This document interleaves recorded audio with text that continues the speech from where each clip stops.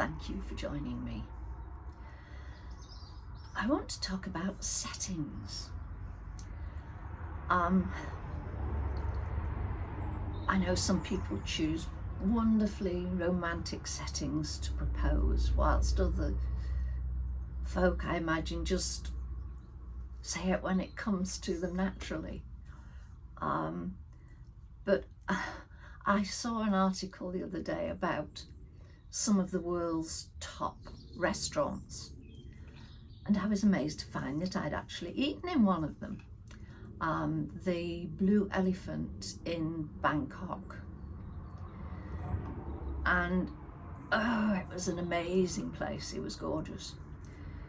We had to cross the river from the hotel we were stopping in. I was there with my son and his family, and get on the overhead railway, get off at the stop we'd been told to, and my son said, right, over this way. I said, no, it's that way. It's this way. Of course, it was that way.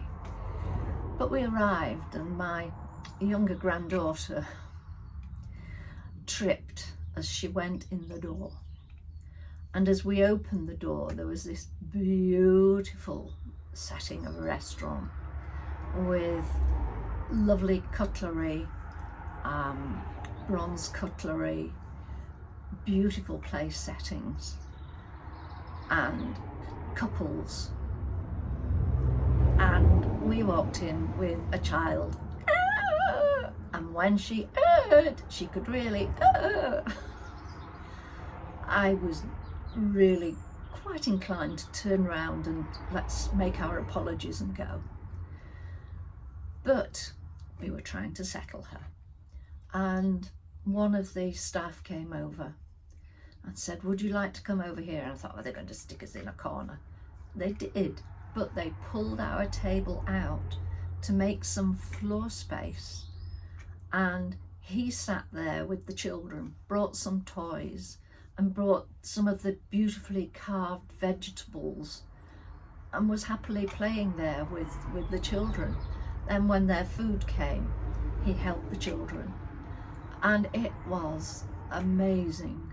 The food was great, the setting was wonderful, and I thought, gosh, you know, I'll never eat anywhere like this again. So I'm glad that I have done it once. But was that the most special meal? As I say, the food was good, and once the children settled, then I could settle as well, and I wasn't concerned that they were disrupting anybody else's meal. So I thought, right, any other nice places? Yes, I've eaten in some nice places, and I've eaten in friends' homes, which is always fabulous. To be made to feel welcome in someone's home is so lovely. But my all-time ever favourite meal was fish and chips. I used to go to tap and ballet classes. I think it was a Wednesday evening, and Mum would take me on the bus, and it had been snowing a little bit when we went, but when we came out, it was blowing and the snow was coming virtually horizontally at us. And Mum had promised me some fish and chips from the chippy opposite the dance place. So she said, are we still going to have them? Yes. So we got a bag of fish and chips, and we made our way down to the bus with the snow fortunately hitting the umbrella, but you know, Mum controlled the umbrella. I had the fish and chips, and I was feeding both of us. And those fish and chips tasted so good. And it was so good just to be with my mum, having a laugh at how silly we must look, because we looked down and could see our legs were covered in snow where the umbrella wasn't offering any protection whatever.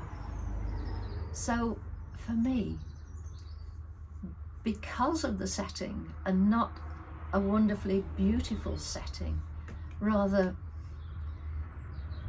a setting that we had to battle against, but because of the company and the giggles, that made the food taste even better. And the same with, I think I'm a simple soul at heart.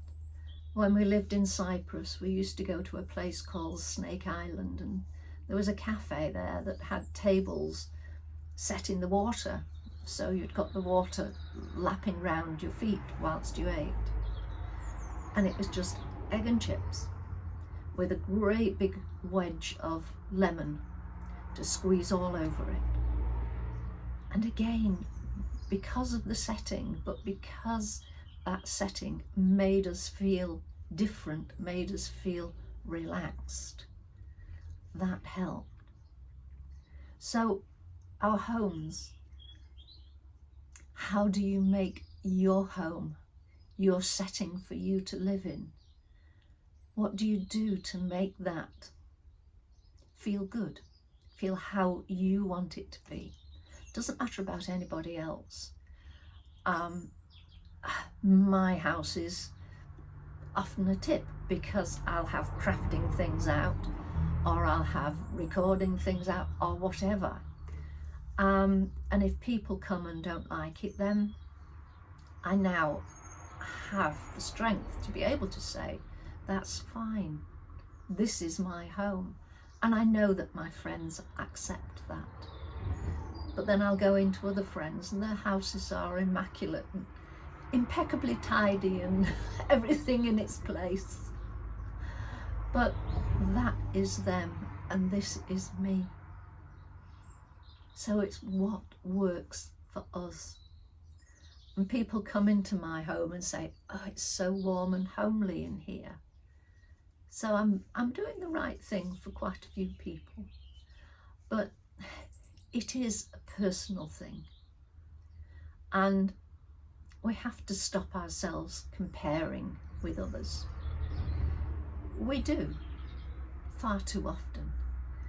There will always be people who have better homes than we have, whatever that means to you. I suppose if you're living on the streets, then a little tiny lean-to shack made of polythene bags, that seems better. And it's things like that, considerations like that, that bring me down to earth. And it doesn't matter, so long as it works for you, for how you lead your life. And the rest, fine. They accept me, they accept my home, they accept you, they accept your home. So on that note, I shall sit back and remember those gorgeous fish and chips. I honestly cannot remember what on earth I had to eat in the Bangkok restaurant. I only know it was delicious, but what it was, I don't know. On that note, you take care and think of how your setting reflects you, but also supports you. And it doesn't have to be grand and glorious like Bangkok.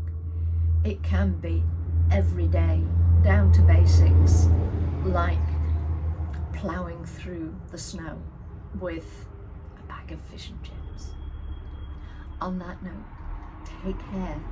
Thank you so much for joining me. Bye for now. Speak to you soon. Bye.